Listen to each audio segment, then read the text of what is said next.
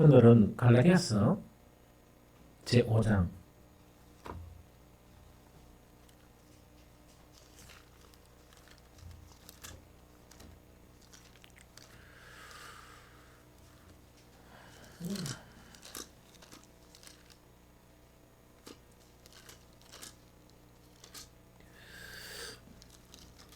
갈라디아서 5장 16절 17절 같이 읽겠습니다. 갈라디아서 제5장 16절 17절 함께 읽겠습니다. 내가 이르노니 너희는 성령을 따라 행하라. 그리하면 육체의 욕심을 이루지 아니하리라.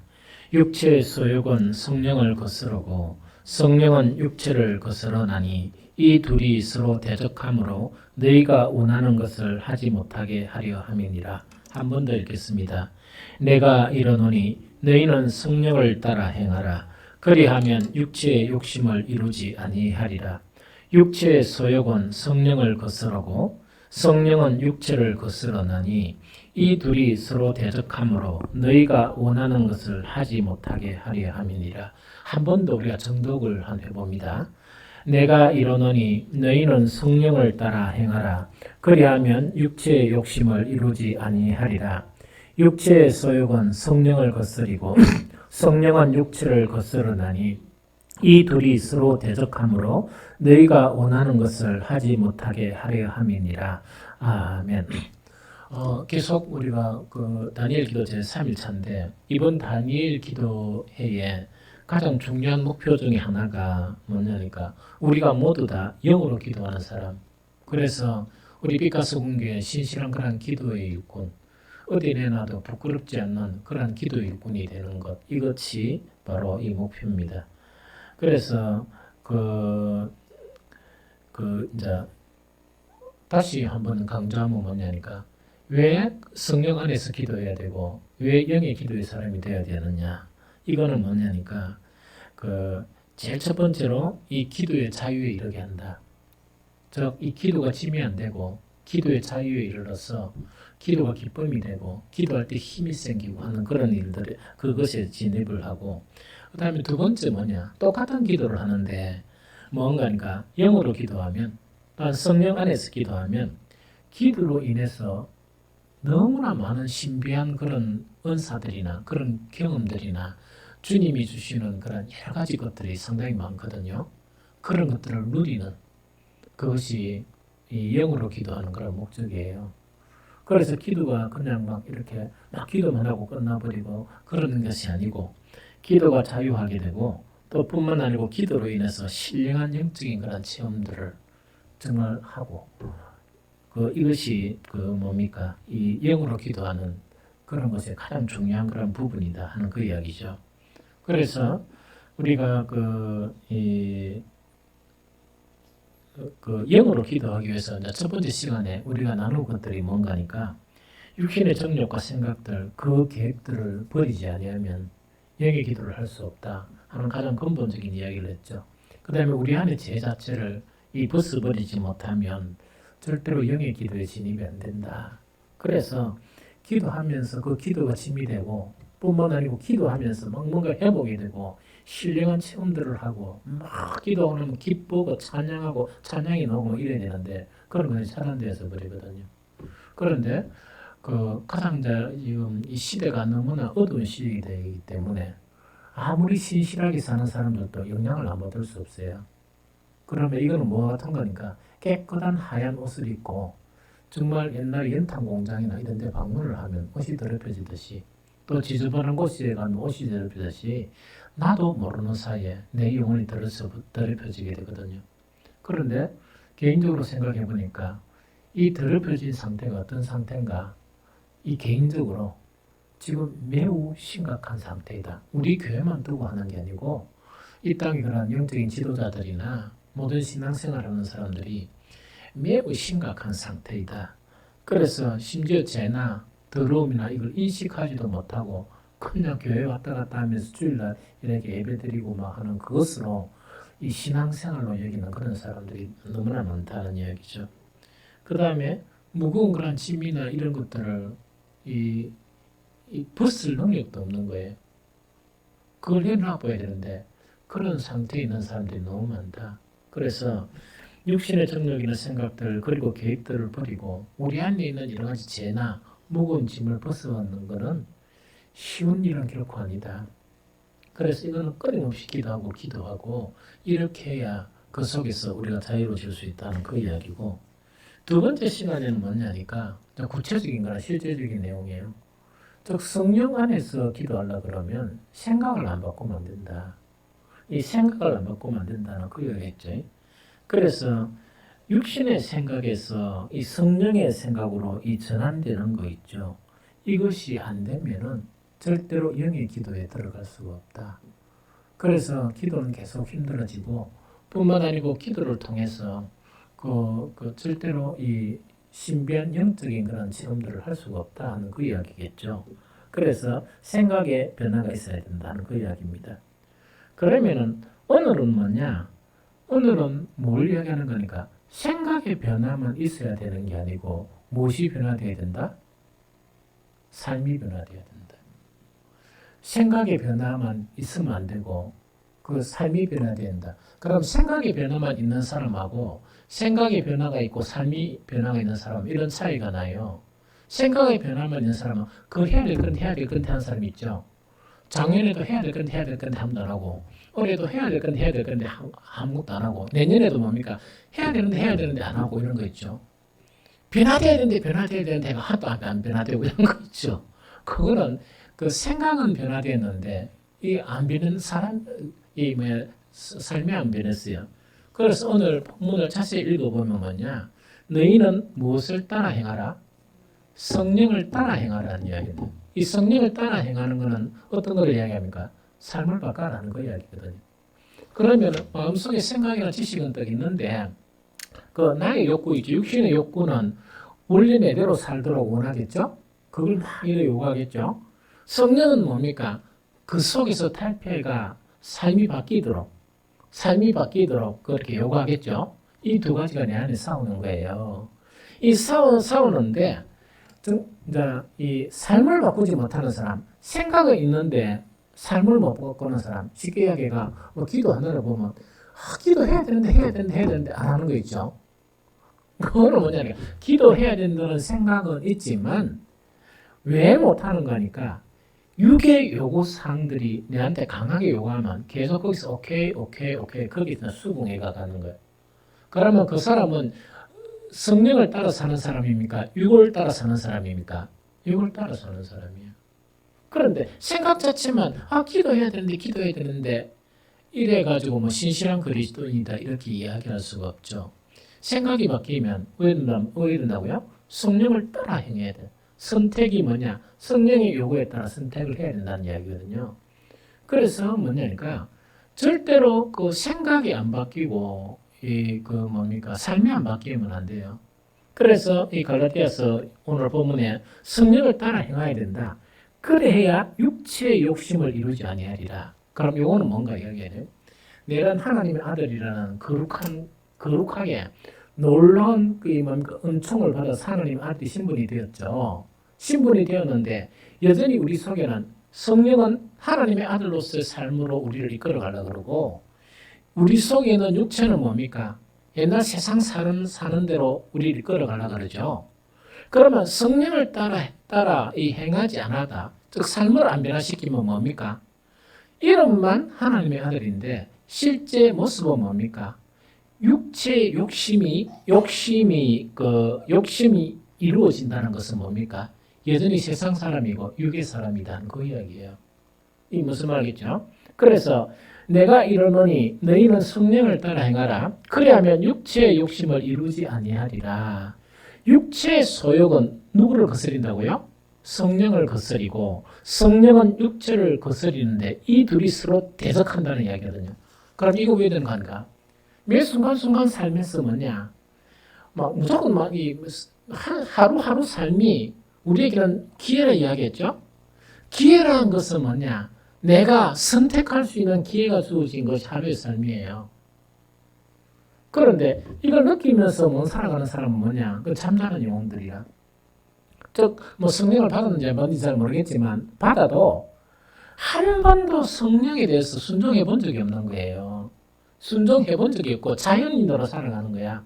이름만이 뭐라고? 그리스도인이야. 그런데 이 사람은 아직까지 그 거듭나지 않았거나 혹은 어린 그리스도인, 육체에 속한 그런 그리스도인으로 불려요. 이 무슨 말인지 알겠죠? 그래서 이제 이렇게 되는단 말이야. 그런데 어쨌든 간에 이 육체의 소욕 자체가 계속 한 번 육체의 소욕대로 살면 그것이 뭐가 이루어집니까? 습관이 되고 그 습관은 뭡니까? 우리의 삶이 되는 거예요. 그래서 그 사람은 아무리 교회에 나오도 어떤 사람이 된다? 육체의 사람 속에 속해 있고 육체를 따르는 사람이 되어지는 거예요.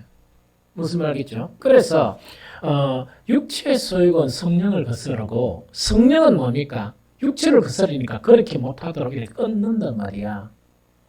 그런데 대부분의 그 육체의 요구에 따라 사는 사람들은 무엇을 찬양하겠습니까? 입술로는 하나님을 찬양하는데 항상 자기 육체를 찬양한다. 기뻐하고. 그럼 아멘 하고 있다 아닙니까? 교회에서 나누는 데 있다 아닙니까? 막 그렇게 즐겁게 사는 거야. 그래서 사는 그리스도인들이 얼마나 많은데 참 많이 있어요. 이게 무슨 말이죠? 적인 그런 이 기독교인들이 그런 사람들이 너무 많고 참 이런 문제가 좀 많다는 그 이야기죠. 그런데 이제 여기서 이 둘이 서로 대적함으로 너희가 원하는 것을 뭐하게 한다고? 하지 못하게 하려 함이니라 한 그 이야기죠. 자, 한번 보세요. 우리 속에서 이 성령이 계속 우리가 매 순간순간 이렇게 해라 저렇게 해라 요구를 하시는 거예요. 물론 우리 생각도 영의 생각으로 바뀌어야 되지만 그런데 뭐냐? 마음은 뭐냐? 지식이나 생각은 뭐 기도해야 된다, 뭘 해야 된다, 뭘 해야 된다 하는 생각은 간단 많은 거야. 그런데 못하는 거야. 못하다 보니까 그 뭡니까? 내가 원하는 것은 그 주를 위해서 살기를 원하고 하나님의 아들로서의 그런 삶을 원하는데 그걸 할 수 있습니까? 못합니까? 못하게 된다. 무엇에 복종했기 때문에?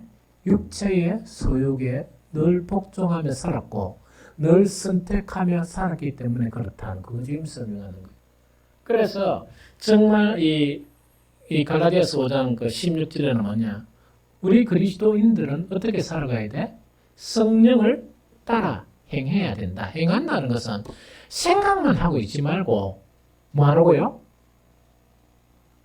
그래 살아라 하는 거 이야기입니다. 그래서 그래 살아라 하는 그 자체를 이야기합니다. 이거 무슨 말인지 좀 알겠죠? 그래서 정말 그 우리에게는 생각의 변화는 너무 중요해요. 생각의 변화라는 것은 다른 말로 관점의 변화예요. 이 어제도 생각의 변화만 가지고 한 일주일만 이렇게 했으면 좋겠어. 그러면 쉽게 이제 그 순간순간 일 알죠. 우리가 살아가면서 짜증내고 힘들어하고 그 다음에 그 고통스럽게 생각하고 다투고 이런 거 있죠. 거기서 한 95%나 99%가 어떤 건가니까 생각 자체를 육의 관점에서 봤기 때문에 짜증나고 고통스럽고 힘들고 이런 거예요. 그런데 생각의 변화는 뭐냐? 영이께서 보여주신 영의 관점으로 주님의 관점으로 보게 되면 그 우리가 막 짜증내고 힘들고 두려워하고 고통하고 이런 거 한숨 쉬고 하는 거 있죠. 그 대부분의 98%나 99%는 뭡니까? 그렇게 할 필요가 있다 없다? 없다는 거야. 그럼 성경에서 이야기하는 건 너희를 무겁게 하는 무거운 짐을 내려놓으라는 게 그거를 이야기합니다. 그래서 그걸 갖다 너무 잔뜩 지면서 매일매일 살면서 성질내고 짜증내고 잔소리하고 싸우고 있답니까? 부부간에 싸운다고 그 가정이 행복해집니까? 안 행복해집니다. 왜냐니까 싸울 필요 없는 것 갖고 싸우는 게 그게 한 99%야.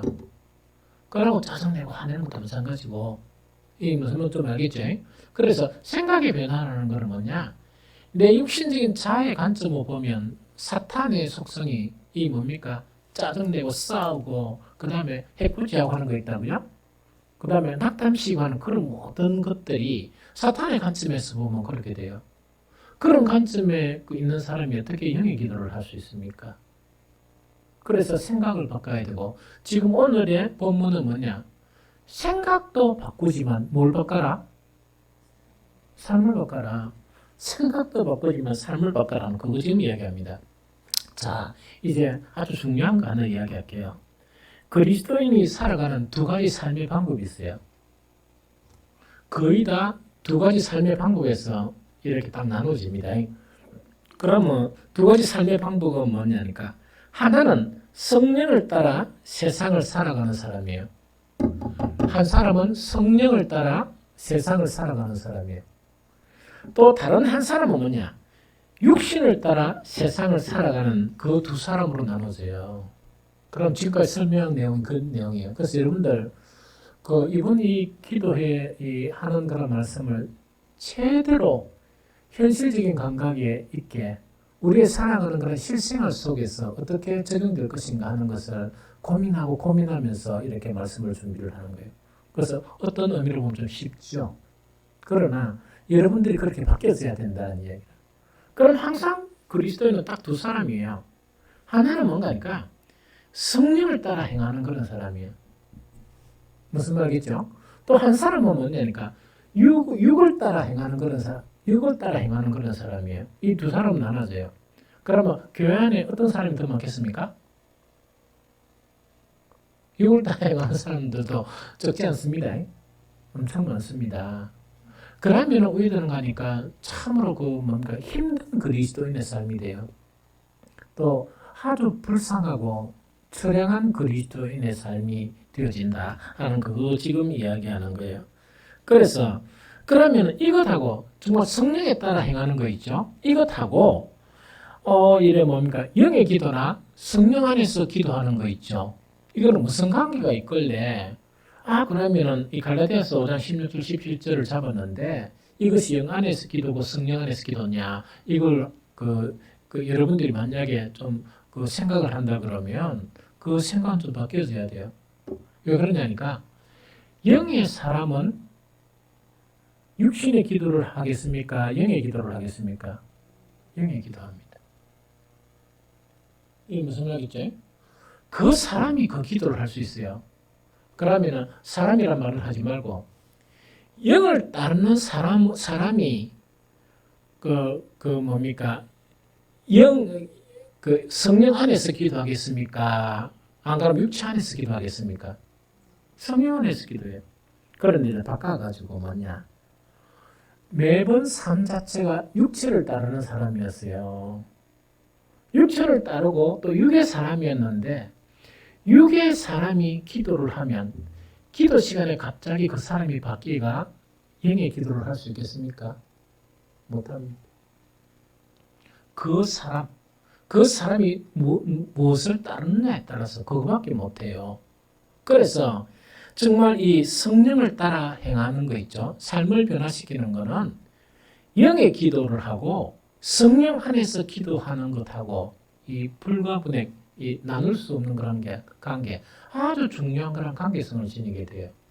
그래서 본질적인 치료 방법이 뭐냐니까 이 성령 안에서 기도하라 그러니까 막 감정만 변화시키려고 그러는 거라. 왜? 내가 그런 기도하는 사람이 못 되니까. 그래서 찬양이나 막 분위기라 이렇게 하는데 아까 늘 이야기했죠? 감정은 이 필요 충분 조건이 아니에요. 성령 안에서 기도하면 우리의 감성이 바뀌어요. 기쁨이 생기고 힘이 생기고 그렇습니다. 그러나 감성의 변화 있죠. 감정의 변화만 이 꼴은 영의 기도다. 이건 엄청나게 실수를 많이 합니다. 이 실수를 많이 한 게 옛날에 분위기 바꾸면서 하려던 우리 교회의 기도의 형태 있죠. 그 기도의 형태가 그런 문제를 많이 일으켰어요, 사실은. 이게 무슨 말인지 그래서 본질적인 문제는 뭐냐? 이 성령의 관점, 성령의 생각을 따라야 되고 영을 따라야 되고 생각이 바뀌어야 되고 그다음에 뭐가 바뀌어야 된다? 삶이 바뀌어야 돼요. 그럼 그런 사람은 어떻게 되는가 하니까 영의 기도를 이렇게 하게 되고 또한 성령 안에서 이렇게 기도를 하게 된다 하는 그거 자체를 지금 이야기하는 거예요. 이거 무슨 말인지 좀 알겠죠? 그런데 이것도 뭐냐? 진행형과 완성되어서 가는 것이 있어요. 자, 봅니다. 성령을 따라 막 행하죠?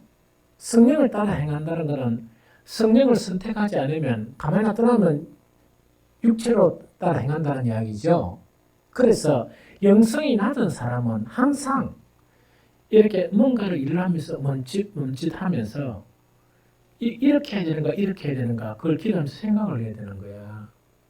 그리고 자기 속에 들은 생각하고 그다음에 어제 이야기 줬죠. 하나님 내 생각이 맞습니까? 내 마음을 아시는 하나님께서 내 생각을 알아보시고 나를 가르쳐 달라. 그럼 이 육의 생각이 뭐냐? 아, 이건 아니구나 하니까 주님 하면서 기도가 되겠죠. 그러면 그 사람은 육의 상태에 있더라도 그 순간에 기도하면서 그 상황 가운데 누구를 따를 수 있습니까? 영을 따르는 걸 할 수 있죠. 기도도 마찬가지고 일도 마찬가지고. 그런데 이게 진행형이에요. 그래서 온전한 사람 자체가 이 정도라 그러면 우리가 처음에 이 그리스도인이 되어서는 뭐냐? 계속 뭘 해야 됩니까? 습관적으로 영을 따라 시도도 하면서 생각하면서 또 이 시행착오를 겪으면서 살아 하는 거 이게 영을 따라가는 거예요. 그럼 시행착오를 겪다 보니까 아가 나중에는 진짜 숟가락, 숟가락 들듯이 사람이 되는 거예요. 영을 따라 훈련하다 보니까 그 습관적으로 행하던 것이 내 삶이 되고 내 지성이 되고 또한 내 의지가 되면서 그렇게 형성이 되는 거예요. 그러면 형성된 부분에서는 뭡니까? 즉각적인 반응이 일어납니까? 안 일어납니까? 즉각적인 영을 따르는 삶이 일어나는 거라. 그러면 안 되는 그런 부분에서는 새로운 선택을 또 해야 되는 거예요. 영을 따르는 훈련이 되면서 어떻게 되느냐? 그 사람은 영을 따르는 훈련이 되면서 장성한 영의 사람으로 이렇게 성숙해 나가는 게 그리스도인이에요. 좀 이해됩니까? 그런데 첫날부터 늘 띠미기 주고 오냐 해가 막 이래붙다. 그래서 내년부터 하는 게 아무것도 없다. 누구처럼요? 그 코미디언 거 누구를 하더라고. 그렇게 되면 나이가 한갑이 넘어도 할 줄 아는 게 없는 거야. 어쩐지 몰라도 당황을 하기 때문에 가스레인지 불도 못 켜고 있다니까. 그렇게 이상한 사람이 되어버리는 거야. 그래서 우리는 뭘 해야 되느냐? 성령을 따라 살아가라. 성령이 요구한 대로 살아가게 되면 그런 거에 되는 거니까 내 마음속에 이미 지성이나 말씀을 들었던 그 부분에서 이걸 해야 되는데 하는 부분이 해야 되는데 하고 또 이걸 선택하는 것이 아니고 내 마음이 원하는 사람의 형태로 그것이 되어지면서 온전한 사람이 되어서 간다는 그 이야기입니다. 그래서 그 사람이 기도하는 것은 뭡니까? 영의 기도가 되고 성령의 기도가 되어져요. 자, 성숙한 사람이 한 5 정도가 있고 20 정도가 있죠? 똑같이 성령 안에서 기도할 수 있어요. 만약에 많이 형성된 사람은 많이 힘들지 않고 생각이나 마음 자체가 너무 많이 바뀌어가지고 이 주님의 마음을 많이 가진 거야. 그러면 대부분의 일들에서 선택은 뭡니까? 주님이 선택하듯이 선택하시겠죠? 선택하겠죠? 그런데 안 되는 부분은 또 따라하겠죠.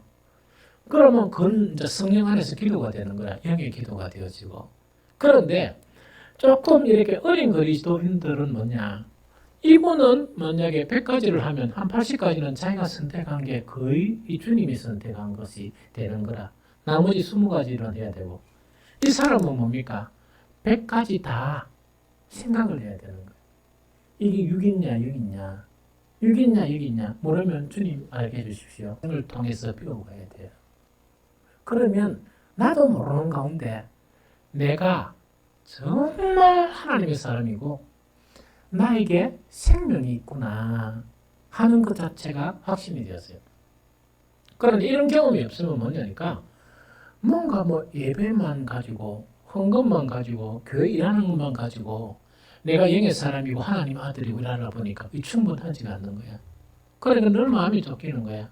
부담감이 있고 교회 생각하면 한 번씩 기분 좋을 때는 기분 좋은데 안 돼 막 어떤 부담감이 있죠. 부담감이 나를 짓누르는 거야. 특히 그 부담감이 직분을 가지면 가질수록 더 짓누릅니까? 안 짓누릅니까? 짓눌러요. 왜? 직분은 직분의 무게가 있습니다. 엄청 무게가 무거워요. 목사는 목사의 무게가 있고 장로는 장로의 무게가 있어요. 그런데 서리 집사의 무게만 견디라는 사람이 장로가 되려고 그런다. 힘들어서 못 살아요. 이 사기꾼이면 사는데 그렇게 그 무게를 느낀다는 것은 자연적인 현상이다. 좀 이해가 됩니까? 그래서 그러니까 계속 이제 이런 사람으로 바뀌어서 가야 된다는 그걸 이야기합니다. 이해하겠죠? 그 다음에 이제 우리가 또 이제 살펴봅시다. 성령을 따라 행하는 것하고 육을 따라 행하는 것이랑 차이는 뭐냐? 엄청난 차이가 나죠. 그래서 오늘도 몇 가지, 한 네 가지나 뭐 이렇게 보면 뭐냐니까.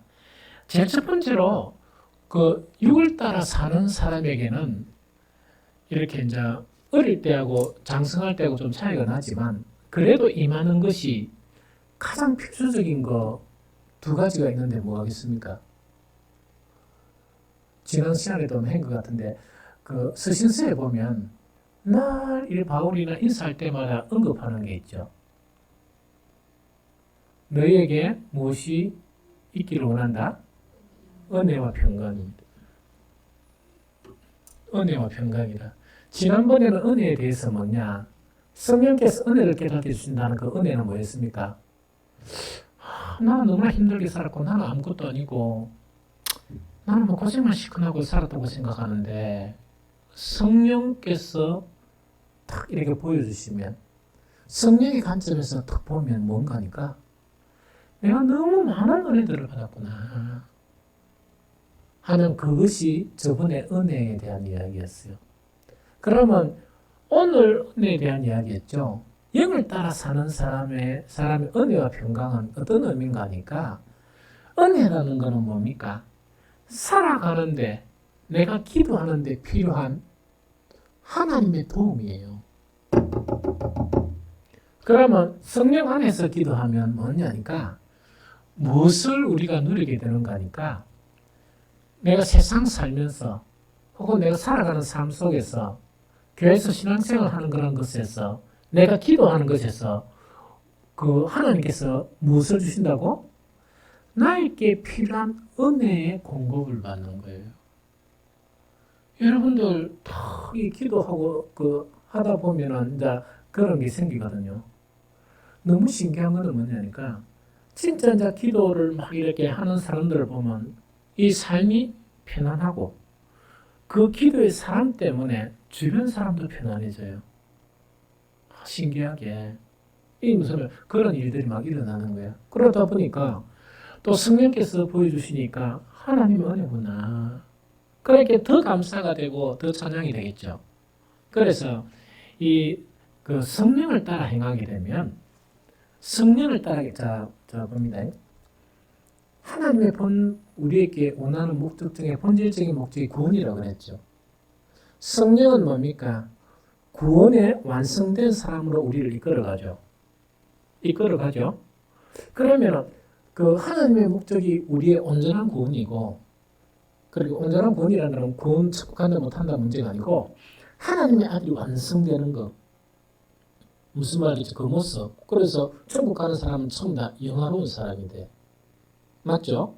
그러면 하나님의 목적이 그거다 말이야. 성령은 그런 사람이 되도록 계속 우리를 요구하겠죠.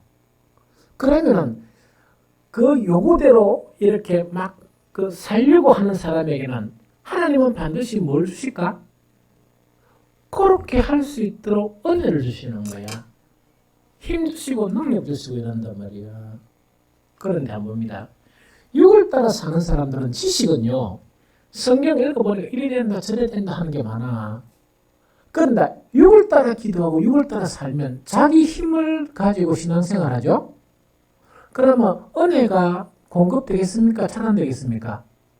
차단될 수가 없죠. 그건 힘들어지는 거라 신앙생활이. 직장생활도 힘들고 사업에도 머리 하고 있다 아닙니까? 막 그런단 말이야. 무슨 말인지 좀 알겠죠? 옛날에 내가 감독관 할 때 어떤 중소기업 갈 때 그 이야기 한 몇 번 해줬죠. 또 가보니 저 구석에 보통 보면 중소기업 보면 그 사장실이 따로 있어요. 중소기업일수록 가면 사장실이 화려해. 그렇게 막 소파만 멋지게 해가야 되는데 그것도 보니까 좀 구석자리 뭐 하나 그냥 뭐 자리 좀 큰 거에 그려 있더라고. 그럼 뭔가 막 일하고 있어. 그래서 내가 저 영감 누구요? 이러니까 사장이래. 제가 뭐 하고 있어요? 매일 아침마다 전합니다. 뭐 매일 아침마다 성경 읽고 그래서 기도하는 거예요. 그 사람들이 오나 안 하나 관계없이 이제 그런 거를 봤거든요. 그런데 그것이 이제 영을 따라 하게 되면 의외되는 거니까 그게 이제 늘 영을 따라 살려는 그것 때문에 하나님은 반드시 필요한 우리에게 뭘 주신다? 은혜를 주셔서 그렇게 살도록 하셔요. 그런데 육을 따라 행하는 사람은 뭐냐? 육을 따라 행하는 것은 멸망입니까? 구원입니까? 멸망할 짓을 하고 있는데 하나님은 멸망하게끔 힘이나 은혜를 주시겠습니까? 안 주시겠습니까? 안 주시죠. 그러니까 불안해지고 막 이런. 이건 무슨 말 좀 알겠죠? 이건 정말 잘 알아야 됩니다. 그 다음에 그 은혜와 평강을 주시죠. 영을 따라 행하는 사람 있죠. 뭐 기도도 마찬가지고 이 영을 따라 행하는 사람에게는 평강을 주세요. 평강 준다 하니까 뭐 잘 모르겠죠. 필요 없는 스트레스 안 받는다 이렇게 생각하면 돼. 그러니까 이 무슨 예수쟁이들이 있다니까. 이 교회가 막뭐 인바라 기사트만은 막 박수치고 이 기사트만은 세상 사람들보다 필요한 스트레스를 더 많이 받고 있는 게야. 그거 안 받게끔 평안을 주시는 거예요. 그러니까 스트레스를 안 받도록 해주시고, 그 다음에 아까 얘기한 불필요한 짐들 있죠. 밤새도록 꽁꽁 앓으면서 고민하고 걱정해봐야 일 하나 해결 안 되는데, 잠도 못 자고 꽁꽁하고 아침밥 먹습니까? 못 먹습니까? 못 먹죠.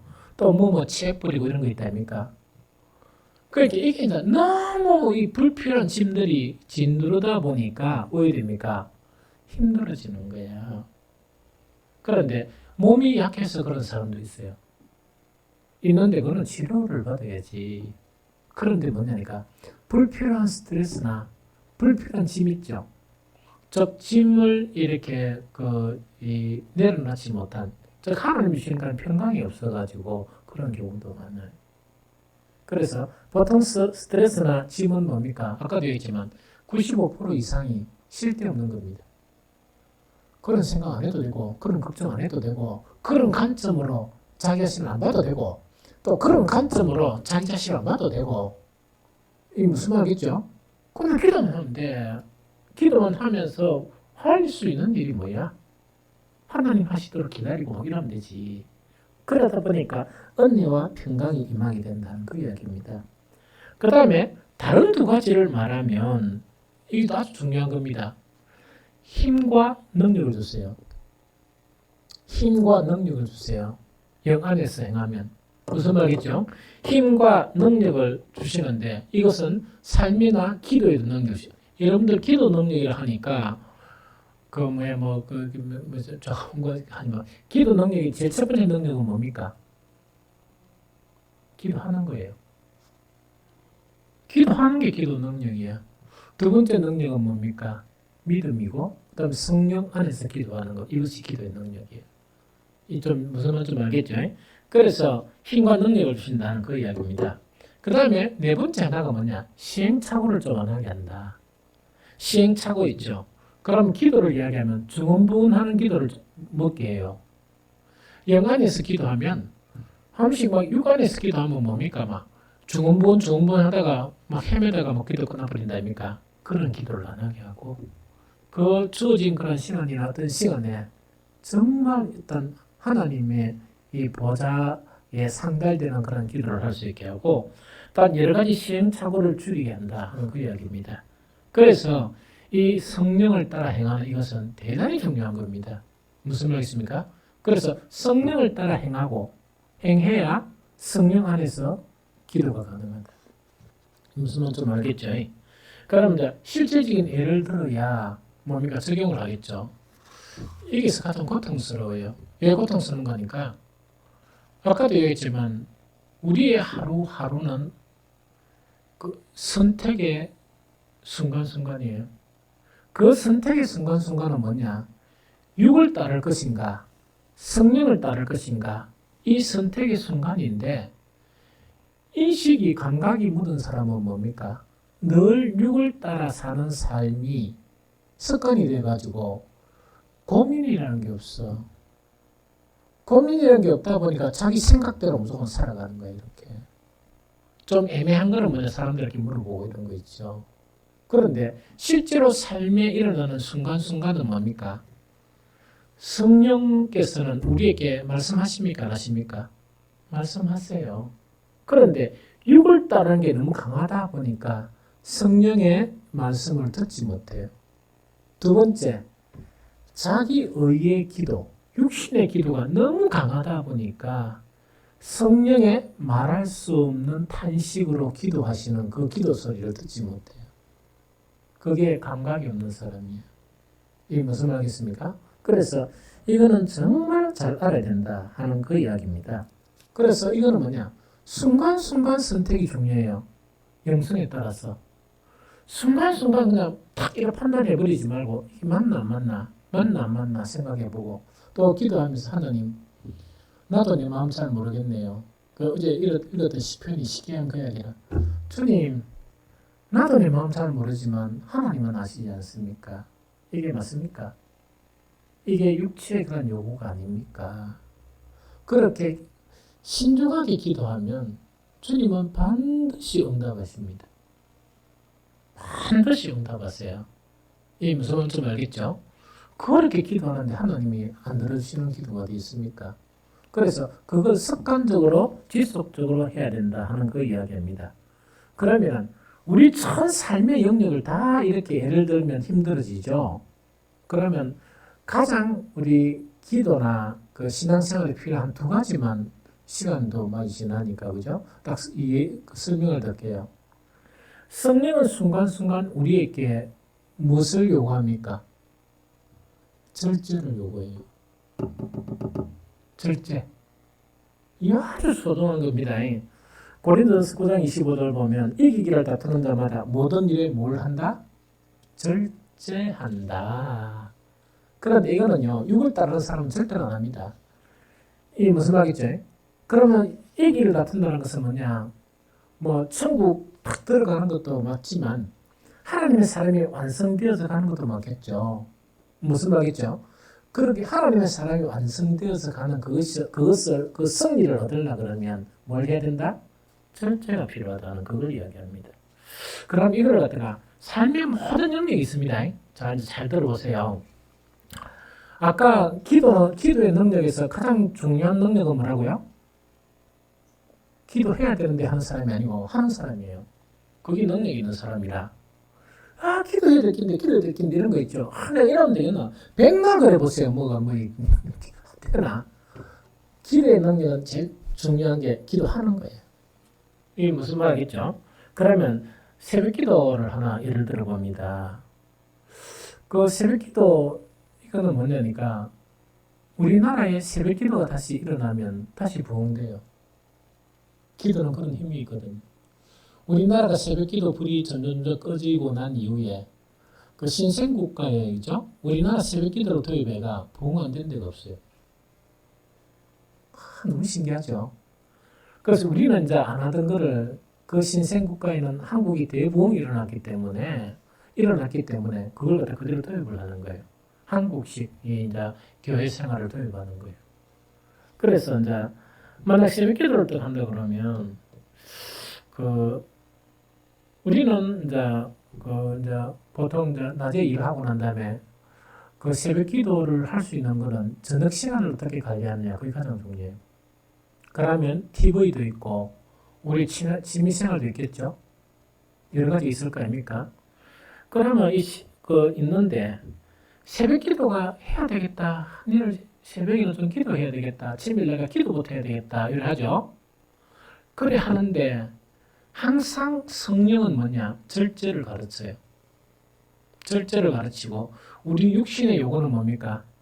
텔레비전 조금만 더 보고 쪽 끝나는 거 보고 이런 거 있죠. 그 다음에 또 무슨 이 배가 좀 추출하니까 뭘 하나 더 먹고 이런 거 있죠. 또 먹으니까 반드시 또 이야기하는 게 뭡니까? 속쓰리면 안 되니까 소화시킬 때까지 이래가지고 기다리는 거라. 성령이 우리에게 가르치는 것은 뭡니까? 예언아. 딱 한 가지라. 일찍 자라. 일찍 자라 그거 가르쳐. 내가 목사님들하고 대화를 또 하다 보면 거기 뭐 어떤 목사님은 45년 동안 새벽 기도를 한 번도 안 빠진 목사님이 있습니다. 나는 억수로 자랑스러워. 그 목사님이 한 번도 안 빠졌어요. 한 번도 빠지고 이러는데 어쨌든 간에 보통 새벽 기도하는 사람들이 나는 꼬치꼬치 물어봐요. 몇 시에 자유? 내가 묻는 게 그거라. 몇 시에 자유라면 보통 새벽 기도가 한 4시나 일어나가 기도하는 사람은 9시는 분명히 잠에 들어요. 잠자리 들어가. 그러고 대충 물어보면 뭐냐니까 좀 늦게 자는 사람이 10시에 잠자리에 들어가요. 그런데 이거는 부부가 서로 이렇게 좀 협조를 해야 됩니까? 안 해야 됩니까? 한 사람에는 성령께서 이렇게 일찍 자라 이러는데 한 사람은 성령에는 유기 강해가 테레비 좀 더 보고 뭐 이런다고요? 참 난해하지. 그래서 기도도 부부가 같이 하는 게 복이라. 사실은. 그런 면에서 왜 그런가 하니까 우리 사람은 사람에 따라가 다른데 그 사람의 건강에 맞게끔 일정한 시간을 자야 머리가 맑아져요. 머리가 맑아지고 정신이 맑아져야 뭐가 가능합니까? 기도가 가능해요. 영적인 사람 있죠. 그래서 근데 목사님들하고 대화를 딱 하면 머리가 띵하면 안 되는데 반드시 그 이야기예요. 그래서 목사들이 자주 가는 데가 뭐냐? 잠이 부족할 때 나도 그래. 목욕탕에 자주 가. 찬타곤 다 하면 한 2시간이나 3시간 지침 효과를 가지게 되는 거야. 그러다 보니 그걸 견디는 거야. 그러니까 일용할 양식처럼 오늘 하루 영적으로 좀 맑기 위해서 뭔가니까 요새는 목욕비도 비싸단 말이야. 돈을 투자를 하는 거야. 아니 그게 지 좋아. 땀 빼는 것도 좋지만 일하면 지침 효과가 있대. 그러니까 그걸 하다 보면 왜 되는 거니까 머리가 좀 개운해지면서 집중이 돼요. 그렇게 오전에 띵가 해가지고 뭡니까? 묵상도 안 되고 일하는데 일어나라. 탁 일어나 갔다 오면 뭡니까? 오후에 됩니까? 딱 맑았어. 그게 이제 가능한 거예요. 그런데 어쨌든 간에 그런 거는 부수적인 일이고 제 첫 번째 일은 성령이 절대를 사용하는데 뭘 요하느냐? 그만하고 자라. 그겁니다. 왜? 제가 일찍 일어나지. 그런데 가장 코미디 같은 사람 있죠. 어리석고 미련한 사람 있죠. 지 할 짓 다 하고 12시 덕대가 새벽 1시 하면서 주여 믿사오니 새벽에 깨워주소서 요리 기도하는 놈 있죠. 내 같았으면 대가리를 그 멍청한 놈 있다니까 백날 기도해 보세요. 혹시 뭡니까? 하나님께서 입어가지고 악몽이 시달리게 해가지고 일찍 눈 뜨겠다. 그러다 보니까 이제 교회를 갖는 거야. 영의 기도가 되겠습니까? 중언부언이 되겠습니까? 그때는 자야 돼. 일도 해야 되고 하니까. 그 망한 상태에서 뭐합니까? 그래서 성령은 우리 안에서 이 기도뿐만 아니고 모든 영역에서 뭡니까? 뭐를 가르친다? 절제를 가르쳐요. 절제를 가르쳐요. 자, 나는 이것이 몸에 많이 배웠어요. 사모는 정입니다. 내가 어떻게 생활하고 하루하루를 어떻게 보내는지 사모는 늘 보니까 정입니다. 왜 했냐니까 나는 설교를 해야 되면 설교 준비에 대해서는 대체로 매우 철저해요. 매우 시간을 많이 투자하는 거야. 그러면 이 시간을 투자하려고 그러면 왜 됩니까? 목사님들이 막 이렇게 뭐 합시다 엄청 그런 일이 많아요. 그거 계속 댕기면 내가 설교를 어떻게 하겠습니까? 인터넷 뺏기든지 뭐 이런 거 있는데 그러면 급급할 거 아닙니까? 그래서 어떤 그 학자 교수인데 신학자가 뭐라고 하냐는 게 대한민국에서 목사들이 자기 설교하는 목사가 10%가 안 될걸요? 이런 이야기예요. 성경을 가지고 자기 성도들을 생각하면서 기도하면서 준비를 해야 되잖아. 잘하든 못하든 그게 목사의 기본이잖아. 근데 목사가요. 목사 세계에서 요구하는 대로 다 끌려가 버리면 아무것도 못합니다. 엄청 바빠요. 나도 엄청 바쁘다고. 그런데 꼭 필요한 것만 나가는 거예요. 안 그러면 옷이라 하든지. 옷이라 해가 밥을 사드리는 게 낫지. 밥을 사드리고 돈을 쓰는 게 낫지. 그거 가면은 가는데 1시간, 오는데 1시간, 뭐 하고 이러면 하루가 다 가버려요. 그러면은 내가 내 본연에 관한 사명을 어떻게 감당해요? 그래서 성령은 기도에 대한 부분은 뭐라고? 반드시 뭘 요구하신다? 일찍 자라. 텔레비전 봐도 되고 일찍 자라. 혹시 저게 뭐야 야구 좋아하는 사람 있죠? 그 이야기해 줄게. 스포츠 좋아하는 사람들 있다 아닙니까? 왜 그런가 하니까 가장 편한 게 뭐냐? 그 시간에 힘들이고 안 하고 텔레비 보고 이러면서 용습니까? 예 않습니까? 예서죠? 그런데 이게 뭐 좀 좋기는 좋은데 기분이 피곤합니까? 안 피곤합니까? 피곤하죠? 쉬면 피곤하고 또 하나는 뭡니까? 기분 엄청 나쁘죠? 비생산적이고 기분 나쁘고 하는 그런 짓을 피곤하고 그럼 가장 좋은 거는 뭡니까? 자고 결과만 보는 거야. 결과만 본다 그래. 대한민국 누가 축구를 했다. 용 쓰고 애쓰면서 왜 봐? 작 보고 뭐 하면 됩니까? 아침 기도 다 하고 밥 먹기 전에 뭡니까?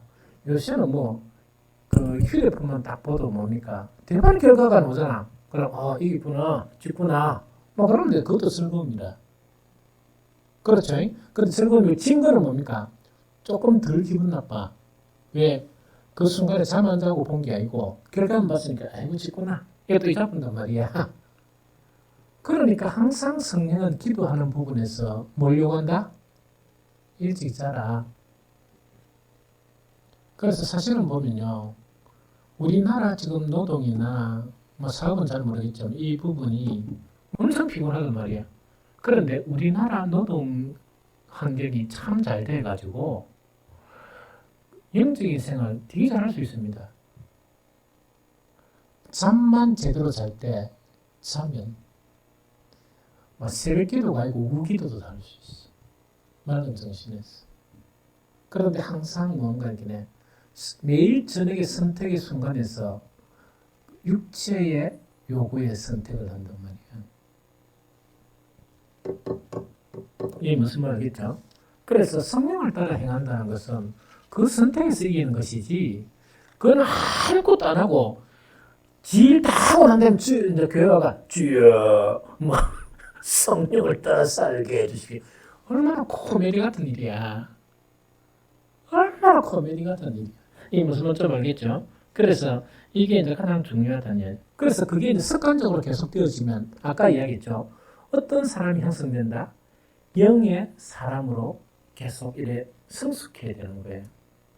그래서 처음에는 그 선택하기 힘든데, 자꾸 하다 보면 습관이 그래 되는 거야. 습관이 그래 되고, 그 다음에 항상 사람이 살면서 변수가 있을 수 있잖아. 늘 9시나 10시에 할 수가 없잖아. 왜? 일이 있으니까. 그럴 때는 그래 하면서 또 뭡니까? 목욕이나 이런 걸 통해 가지고 회복을 하고 이런 거 있죠. 그렇게 해나가는 것이 바로 성령을 따라 사는 것을 이야기한다. 그래서 성령은 우리의 그 모든 순간에 기도뿐만 아니고, 아까 얘기했죠. 영적인 근데 목사가 설교하려고 그러면 절제들이 많죠. 뭐겠습니까? 나가지 마라. 얼마나 쉬워. 아니 목사도 심심하니까 해가지고 본당 밑에 사택, 우리 사모가 아무리 예뻐도 늘 이렇게 늘 하루 종일 보면은 재밌습니까? 재미없습니까? 그런데 그러면은 밖에 한번 나가고 싶을까 안 나가고 싶을까? 그런데 성령은 뭐냐? 나가지 마라. 그러나 함식은 뭡니까? 그러니까 그 목사님들이 이해가 돼. 막 이거 다니고 하는 게 이해가 되는데 어떤 데는 감옥 같은 생활이라. 그러고 책상에 의자에 여러분들 한 5시간, 6시간 앉아 있어 봐요. 기도 시간 그런 거 다져야 하고. 그러면은 힘듭니까? 안 힘듭니까? 엄청 힘들어. 눈은 침침한데 또 책은 읽어봐야 됩니까? 안 읽어봐야 됩니까? 성경만 가지고 됩니까? 또 계속 신간이 있으면 신간을 찾아서 읽고 또 뭡니까? 그 학자들의 숨겨진 학자들의 그런 습들이 있으면 또 읽고 이래야 영성이 넓어지지. 그러면은 성령께서 뭘 요구한다? 나가지 마라. 좀 이해가 됩니까? 나가지 마라. 그러니까 그런 요구에 대해서 적절하게 이렇게 순응을 하지 않으면 영을 따라 사는 삶 자체가 나타날 수가 없습니다. 이 무슨 말인지 아주 중요합니다. 그 다음에 이제 두 번째 한 가지만 더 이야기할게요. 성령은 늘 우리에게 무엇을 가르치는가? 우선순위를 가르쳐요. 이 되게 중요합니다. 성령은 순간순간 우리에게 우선순위. 이거요. 처음에 안 되는데 자꾸 하다 보면 진짜 영의 사람이 돼요. 그러면은 마태복음 6장 33절에 보면 그런즉 너희는 먼저 뭐라고요? 그의 나라와 그 의를 구하라.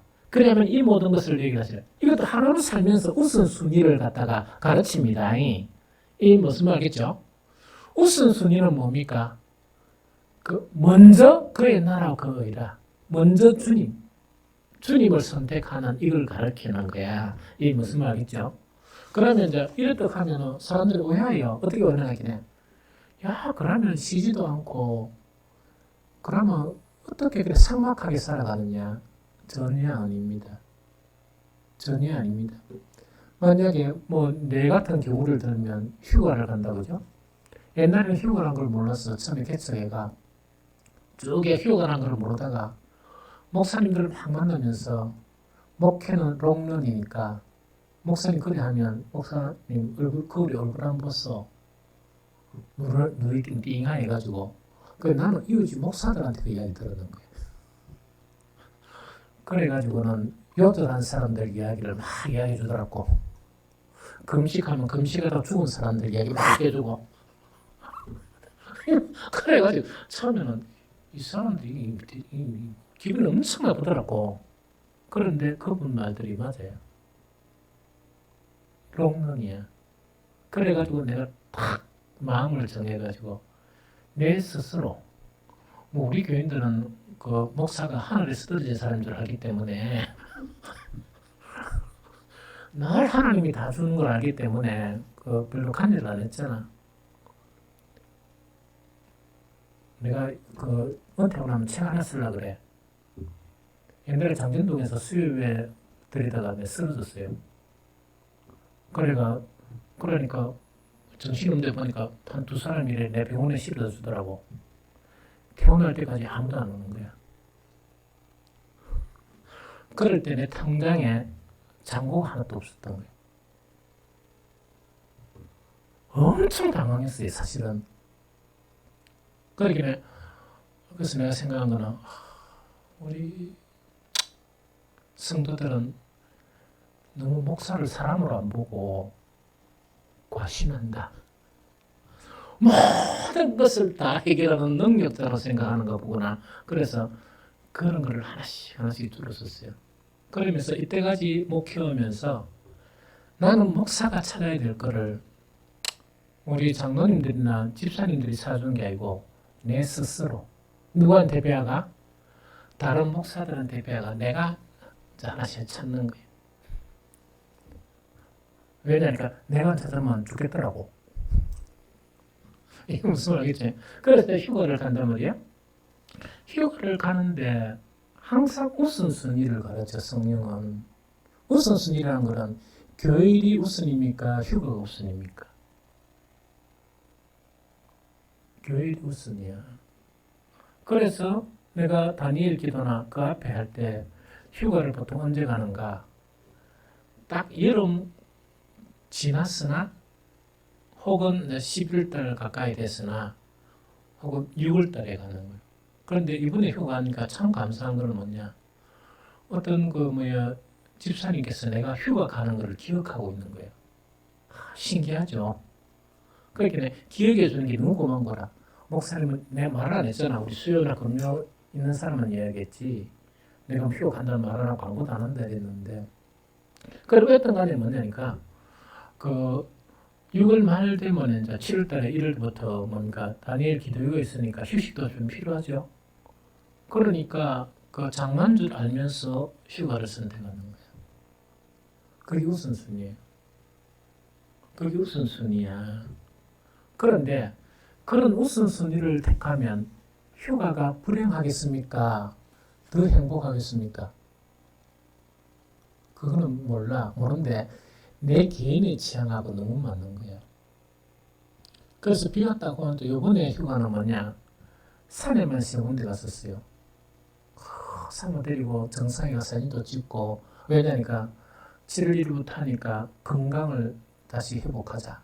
그러니까 여기서 산을 잘 못 가니까 산을 3개 크게 정복을 했었어요. 2개 반을 정복을 했었어. 그러니까 일주일 갔단 말이에요.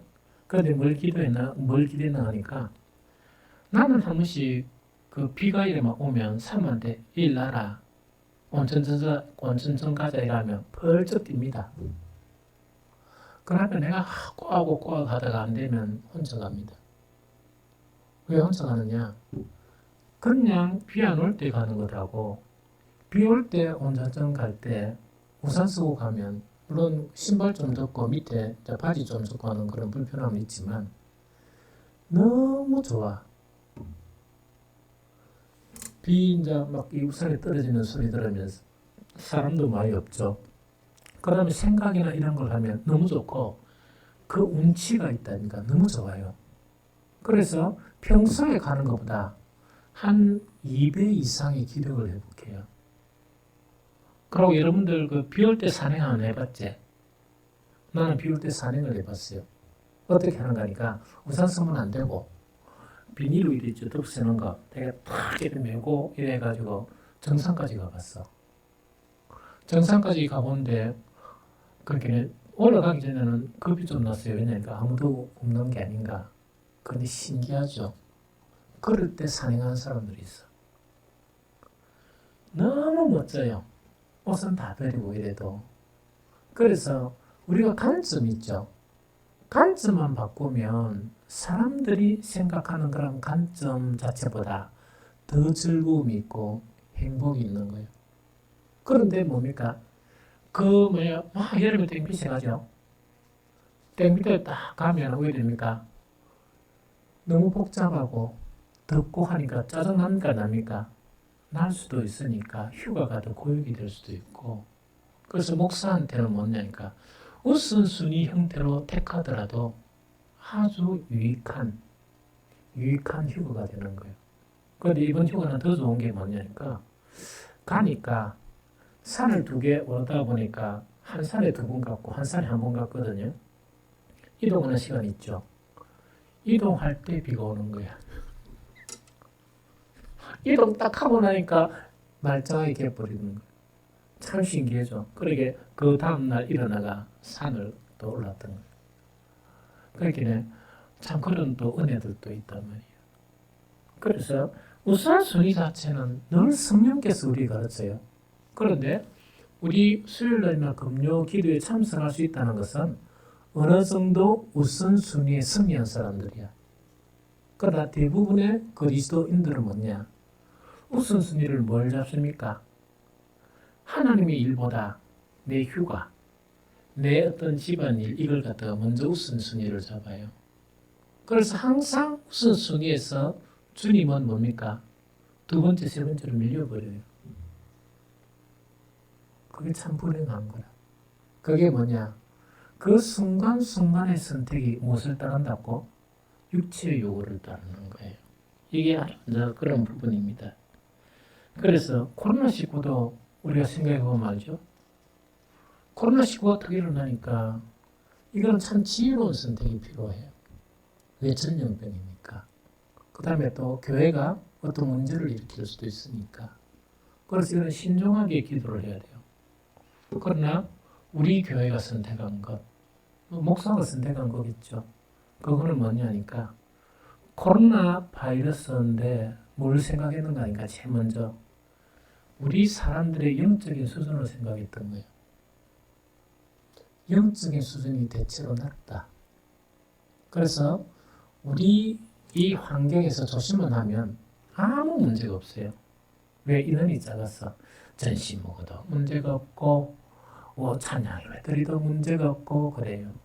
그러면서 선택한 거는 뭐냐?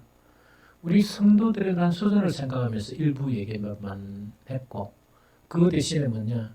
딴 데는 금요 수요를 뭉쳐가지고 하루만 딱 하는 거예요. 그래서 내가 단호히 거절했습니다. 그래 금연을 하더라고. 그래서 뭐 노예스도 그렇고 안 합니다. 우리는 탕탕 가지고 2m가 아니고 안전하면 수요 때는 5m씩 뛸 수 있습니다. 마스크 한 필요 없고 5m씩 뛰고 앉을 수 있으니까 그런 걱정하지 마시오. 그래서 이제 계속했고 또 하나는 다니엘 기도 끝나고 또 기도를 시작했고 또 7월달에 기도를 시작하고 하는 이것 자체가 바로 뭔가니까 정말 이런 순간순간에 무엇을 결정할 것인가 하는 그런 결정 자체가 바로 이 코로나 바이러스에 대한 부분이다 하는 그 이야기죠. 그래서 우리는 이제 어떻게 되는가 하니까 항상 거기에 많은 영역이 있지만 성령은 늘 절제를 가르친다. 영의 사람이 되도록 절제를 가르치고 두 번째 뭔가 우선순위를 가르친다. 우선순위대로 한다고 해도 내 사생활이나 내 휴가나 여유시간을 즐기는 일을 못하는 게 아니고 할 수가 있다. 이게 무슨 말이겠죠?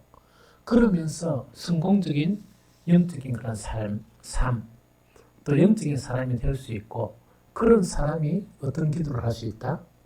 성령 안에서 기도가 가능하게 되고 기도의 능력을 받게 된다 하는 그런 부분입니다. 그래서 생각의 변화와 정말 그 성령을 따라 행하는 거죠. 삶의 변화.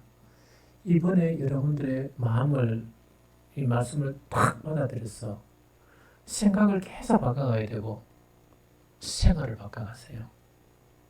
생활을 바꿔가다 보면 영의 사람이 되고 영의 기도에 들어갈 수가 있습니다. 좀 이해가 되죠?